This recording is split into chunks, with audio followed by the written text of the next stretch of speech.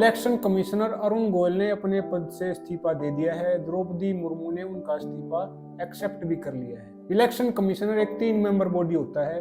हालांकि 1989 से पहले यह सिर्फ 1 मेंबर बॉडी होता था। 3 मेंबर बॉडी में एक चीफ इलेक्शन कमिश्नर होता है और 2 इलेक्शन कमिश्नर्स होते हैं। अगर किसी बात पर असहमति होती है तो वोटिंग से उसका फैसला किया जाता है। इनके सिलेक्शन पैनल में 3 आदमी होते हैं।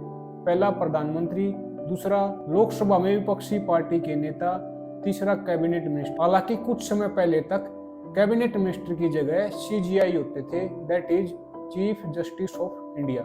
आखिर CJI को हटाकर कैबिनेट मिनिस्टर को क्यों लाया गया, इस पर भी काफी सवाल जवाब चल रहे हैं। हमारे chief election commissioner Rajiv Kumar अकेले पड़ गए हैं क्योंकि ये 3 मेंबर बॉडी होती है, इसमें 2 पद खाली हो गए हैं। अरुण गोयल इस्तीफा देने वाले पहले आदमी नहीं हैं। हालांकि उन्होंने इस्तीफा देने की वजह नहीं बताई है। उनको हेल्थ इशू है या फैमिली प्रॉब्लम है, इसकी भी कोई पुष्टि नहीं हुई है। लेकिन उनके इस्तीफे की टाइमिंग पर सवाल उठता है। जब लोकसभा चुनाव बिल्कुल दहलीज पर आ चुके हैं, 1 या 2 हफ्ते का टाइम बचा है, तो उन्होंने इस्तीफा क्यों दिया? वे ऐसा करने वाले पहले नहीं है। 1973 में नरेंद्र सिंह ने अपने पद से इस्तीफा देकर इंटरनेशनल कोर्ट ऑफ जस्टिस में जज के पद पर कार्यभार संभाला था।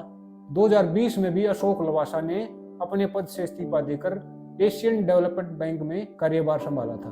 अरुण गोयल ऐसा करने वाले तीसरे आदमी बन गए हैं। लेकिन उनके इस्तीफे की टाइमिंग पर संशय है क्योंकि लोकसभा चुनाव बिल्कुल दहलीज पर आ चुका है। 1 या 2 हफ्ते के अंदर लोकसभा चुनाव अनाउंस होने वाले थे। उन्होंने ऐसा क्यों किया? क्या उनकी chief election commissioner Rajiv Kumar के साथ नहीं बनती थी? नहीं बनती थी तो क्या कारण थे? हालांकि अपोजिशन पार्टीज ने उन पर सवाल जवाब खड़े किए हैं। कांग्रेस के मल्लिकार्जुन खड़गे ने ट्विटर पर लिखकर कहा है कि ये इलेक्शन कमीशन है या इलेक्शन ओमिशन।